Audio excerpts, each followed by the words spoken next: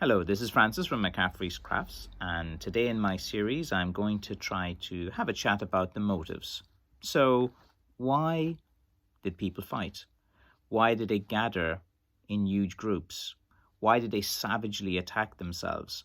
Now, too many visitors in Ireland in like the 1800s, this must have seemed very bizarre that, Irish men were savagely attacking each other, and they needed to find out like what was the reason, because no one really knew. And they were, the British were kind of ruling Ireland at the time, and they led a number of investigations, and there was, some British writers that would tour around Ireland and see this and would be very confused. The police didn't even interfere. Like when a big faction fight was going on, people would just stand back. Like how it worked in the crowd is like when they were at a fair and a faction fight was about to begin, they start hitting the sticks off each other, and that was kind of a sign for they had more of these long spears, and they would like hit the sticks off each other, say 2 or 3, like people beside each other would start hitting them, and when the crowds heard this noise, they knew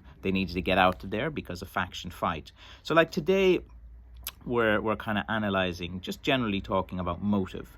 Why were people faction fighting? And I've wrote down just a few examples here of from a few different books that I've seen. So one time there was this reverend in Listowel called Mr. Sands, and he was interviewed, and in relation to 14 men that were killed in a faction fight near Ballybunion, actually Ballyvey to be precise. And the priest the reverend went there, and he started asking around and finding them. And all the faction fighters said to him is just, their fathers did it, their grandfathers did it, their grandfathers before them did it, so we'll do it. So it was, it wasn't really defining motive. They were just doing it because it was custom to do it. And this seems to be the kind of only valid reason that I can kind of detect with that. People got used to it. It became a tradition. Fathers would do it, and then their sons would do it, and then the grandsons would do it. So it became this kind of pride, family pride to do it. Now, over time, people even forgot what the reason was. Like there's different groups that would argue over land. There's different groups that would argue over family pride, or so the disputes of why it actually started were never fully understood or investigated. But the only thing that became apparent over the generations is it became a custom. It became something that people got to use it. Like, say, for example, here's another thing I wrote down. There was a Scotsman called Sir Henry Inglis, and he was a writer of travel books, and he toured Ireland in 1834, and he was shocked that there was no motive in faction fighting. He was like comparing it to what he knew, because he was saying in England this is considered murder, but here in Ireland, what did he write here? I wrote it down. The Irish homicide has been committed for no reason at all, and not by one cold-blooded ruffian, but by a crowd of demi-barbarians who meet for the purpose of fighting, and who have no other reason for fighting than because one half of the number are called O'Sullivan and the other are something else. So he was traveling, he saw what was going on, he just viewed it as murder and just scumbags fighting each other, because again, look, they always looked down on the Irish at the time. So a lot of the writing would demonize Irish practice. So to someone who had already had bias against Irish people, he would have been writing, this is savagery, this is thing. But, he later, and studies I can go into that, faction fighting, there was some element of skill of it. There was some schools of thought. There was an element of savagery as well to it, but there was an art form in there somewhere as well. But it's like anything, it's like an onion. When you peel off the layers, there's then many different aspects. And that's why it's so interesting. There's so many cause for debate. But the problem with a lot of British writers at the time is they viewed the Irish as like almost subhuman, almost like, these toothless simpletons who were savage, and, that So with a lot of the English writing, you kind of have to take it with a kind of pinch of thought and a pinch of salt, and this is just kind of my opinion. But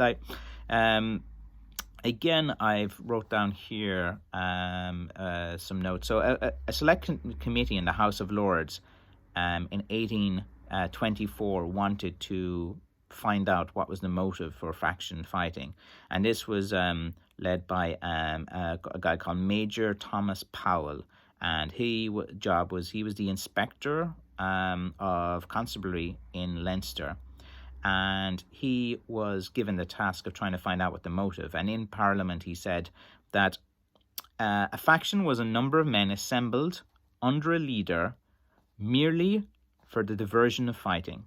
So he was saying that they would just gather under a leader just to fight for the sake of it. Although they also fought sometimes to settle an old dispute.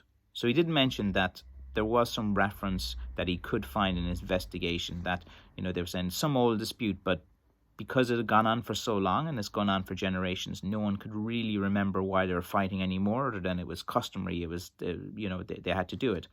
So he goes on to explain. He says the tradition descended from one generation to the other, he told the Lords, and so also did the leadership. So leaders kind of went from father to son as well, that he's finding out, and that it went on for generations. He also kind of compared it to what he knew in England, and he was saying, look, in England, we fight for prizes, and all like this. But he said in Ireland, the spirit of pride and vanity moved the faction leaders to fight. So again, you have to kind of understand Irish culture to kind of understand, there is a deep sense of pride in Irish. You even see this in a microcosm into Irish sports, whether it's GAA or hurling or GA or Gaelic football. There is a big sense of pride in the community, and their county colours, they wear it with pride. And people get very passionate about this. And something very difficult to explain about the passion of Irish people, like to people abroad, when they see Irish fans that travel supporting a sports team, they just go, wow, look at these Irish, they're very passionate, they keep singing, they're the greatest fans in the world in football, like when they travel around Europe and stuff.